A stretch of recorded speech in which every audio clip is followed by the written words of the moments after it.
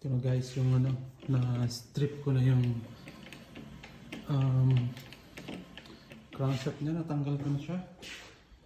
So, bali yan ang loob ng 8 cylinder ng S63 engine petrol.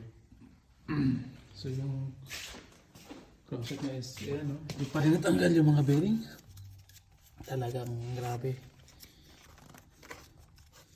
Grabe yung pagka-welding niya sa ano. Gusto rin yung bearing ng main bearing. Yan yung sa vlog. Ito yung sa cup. Grabe. And ready ko na siya for cleaning sa machine shop and honing ng bore. So para pagbalik niya, ready na siya for assemble.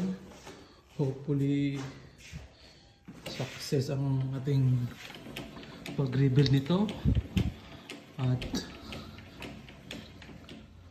maging maayos ang lahat.